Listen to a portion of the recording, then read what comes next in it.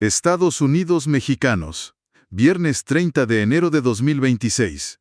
En el análisis de hoy, la expropiación de más de 5 hectáreas para el Tren Maya, el informe anual sobre la pobreza en el país, nuevos estímulos fiscales a los combustibles y también la estrategia para combatir la violencia política contra las mujeres.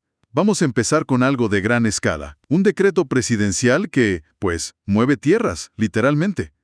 Se anuncia la expropiación de una superficie de, son 51.187.83 metros cuadrados para continuar con el Tren Maya. Que no es poco. Para nada. Esto afecta a 21 inmuebles de propiedad privada. Y no es en una sola zona, sino que abarca los tramos del 1 al 6 en municipios de Chiapas, Campeche, Tabasco, Yucatán y Quintana Roo. El decreto, además, está firmado por la presidenta, Claudia Sheinbaum Pardo, y los secretarios de Defensa Nacional y Desarrollo Agrario. Y justo ahí, en las firmas, es donde empieza lo interesante. La justificación que presentan. A ver. Esto se vincula directamente con el Programa Sectorial de Defensa Nacional 2025-2030. O sea, no es solo un tema de infraestructura. Para nada. La justificación oficial es, y cito, coadyuvar en la construcción de infraestructura que tienda al desarrollo económico y social del país.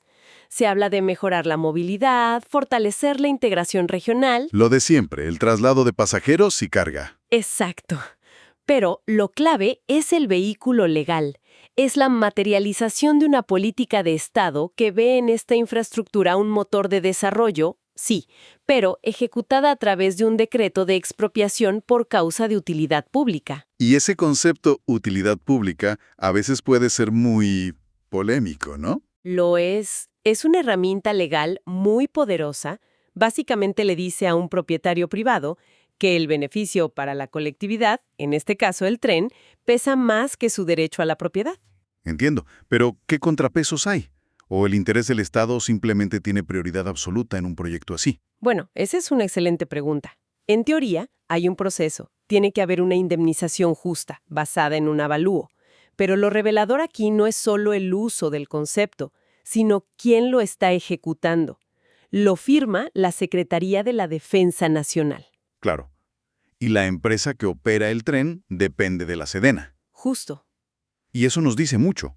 Porque ellos, si no, digamos, la Secretaría de Comunicaciones y Transportes, que parecería la opción más natural. Porque al enmarcar el Tren Maya como un asunto de seguridad nacional, lo blindas. Lo blindas, ¿sí? Contra ciertos tipos de amparos y litigios que podrían frenar la obra.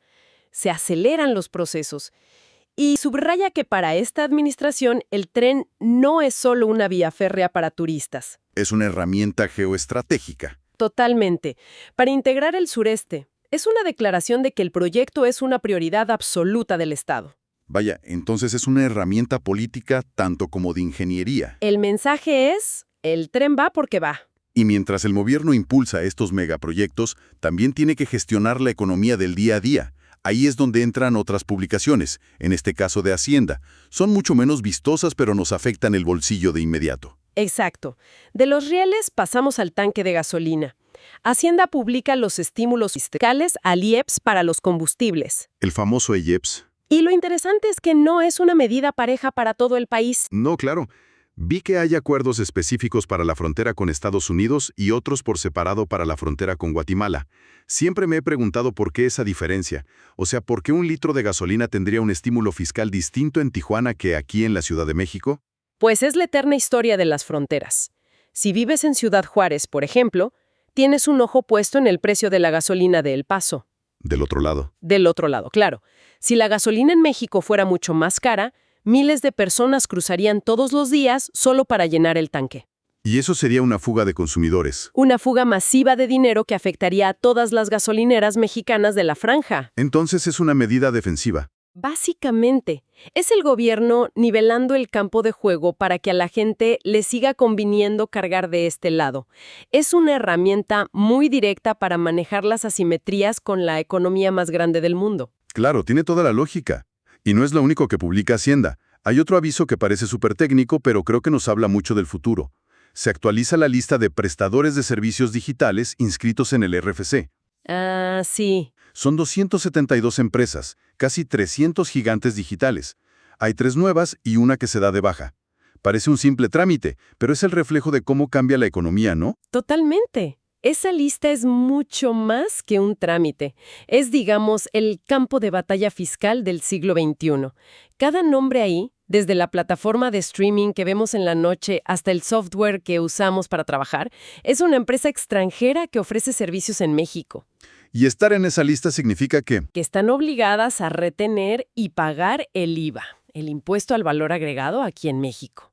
o sea, es el mecanismo para que los impuestos de lo que consumimos digitalmente se queden en el país. Y no se vayan por completo a Irlanda o a California, precisamente. Un gran hoyo negro fiscal que se está tapando. Pues se intenta. El gobierno está adaptando sus herramientas a una economía que ya no es física, sino digital. Y esto se complementa con los avisos del Banco de México, que establece el tipo de cambio, las tasas de interés, datos vitales para toda la economía. Y esa recaudación tiene un propósito, financiar la política social.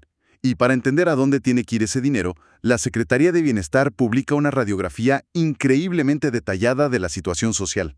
Aquí es donde la cosa se pone densa. Y fascinante.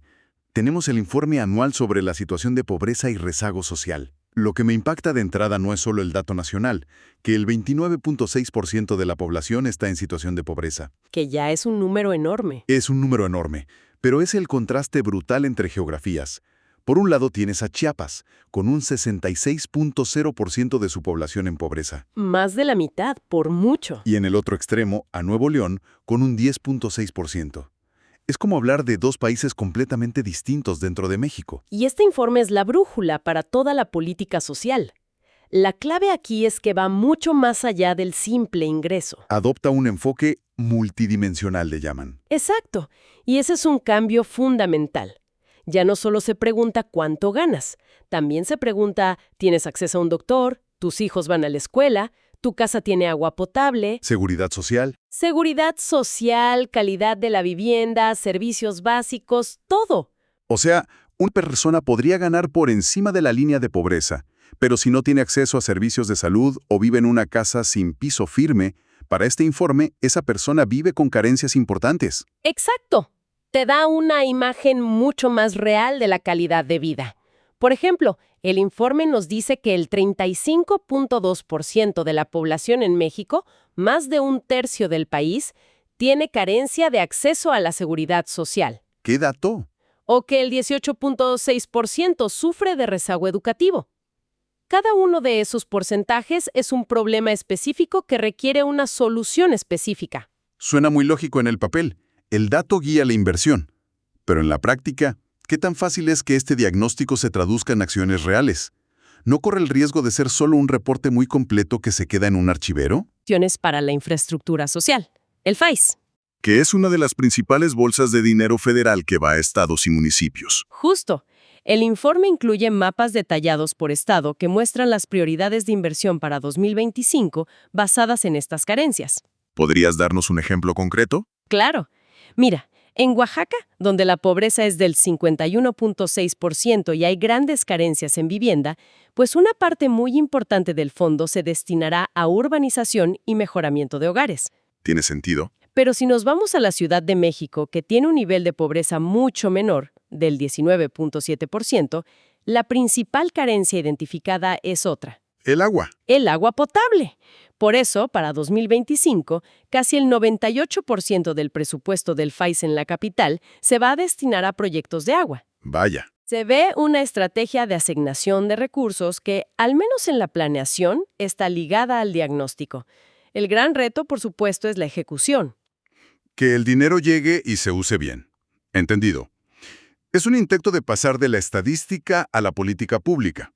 Y esto me lleva al último bloque de hoy, que también busca generar cambios, pero no tanto en la infraestructura física, sino en la estructura social y de gobernanza. Así es. Aquí tenemos dos acuerdos que apuntan en esa dirección. El primero es del Instituto Nacional Electoral, el INE. Aprueba su nueva estrategia para la prevención y atención de la violencia política contra las mujeres para el periodo 2026-2021. Y el segundo es un convenio entre la Secretaría de las Mujeres y el Estado de Querétaro. Para una estrategia enfocada en niñas y adolescentes. Centrémonos en la del INE. Violencia política contra las mujeres en razón de género.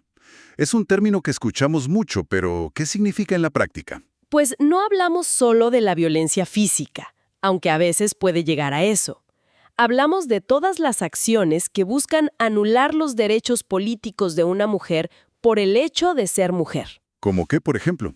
Puede ser desde una campaña de desprestigio en redes basada en estereotipos de género hasta la difusión de información personal para intimidarla. O asignarle menos recursos para su campaña que a sus contrapartes hombres. Exacto. O amenazarla para que renuncie a un cargo. Son tácticas a veces sutiles, diseñadas para sacarlas del espacio público. ¿Y esta nueva estrategia del INE cómo planea combatir eso? ¿Qué cambia para una candidata que sufre estos ataques? Lo que busca es dejar de tratar estos casos como incidentes aislados y construir una estructura institucional. O sea, un protocolo. Un protocolo muy robusto. Habla de cosas muy concretas. Crear unidades especializadas dentro del INE para revisar las quejas con perspectiva de género. Fortalecer la labor pericial. ¿Qué es eso? Tener gente experta que sepa cómo documentar y probar este tipo de violencia, que a menudo es digital y difícil de rastrear. Y crucialmente, capacitar a todo el personal. En pocas palabras. Buscan que si una candidata es atacada, no tenga que andar buscando por dónde empezar. El INE quiere tener, digamos, una ventanilla única que sepa qué hacer, cómo protegerla y cómo canalizar el caso. O sea, se trata de que el árbitro electoral no solo cuente votos, sino que se asegure de que todos puedan competir en una cancha pareja y segura. Ese es el objetivo estratégico, que el INE atienda a esta problemática de forma integral, desde la prevención hasta la atención a las víctimas. Es el aparato del Estado moviéndose para atender un problema que afecta la calidad misma de nuestra democracia. Claro, si la mitad de la población no puede participar en política en condiciones de igualdad, la democracia está incompleta. Exactamente. El convenio en Querétaro sigue una lógica similar, pero se enfoca en la prevención desde la niñez, que es donde se sientan las bases para un cambio cultural. Entonces, si damos un paso atrás y vemos la foto completa de hoy, ¿qué nos dice este conjunto de publicaciones? Vemos un gobierno que, por un lado, usa decretos y la seguridad nacional para impulsar megaproyectos. Por otro, gestiona la economía diaria con incentivos fiscales muy localizados. Y al mismo tiempo, usa datos increíblemente detallados para mapear la pobreza y dirigir el gasto social. Y finalmente, establecen nuevas estrategias para intentar proteger los derechos políticos de las mujeres. Es como ver el mecanismo interno del Estado en pleno funcionamiento, en un solo día. Exacto. Vemos sus diferentes facetas: el Estado constructor, el recaudador, el benefactor y el regulador. Son decretos que alteran el territorio, informes que definen la realidad social y acuerdos que buscan reconfigurar las relaciones de poder. Son las palancas que mueve el gobierno. Y la pregunta que queda flotando, y que es la más importante, es: ¿cómo se sentirá el efecto de estas decisiones tomadas en oficinas en la Ciudad de México en la vida de una persona en una comunidad rural de Campeche, cuyo terreno fue expropiado? O en la carrera política de una mujer en Jalisco que está pensando en postularse. Exacto. La enorme distancia entre el documento oficial y el impacto real en la vida de la gente es donde se juega el verdadero éxito o fracaso de todas estas políticas.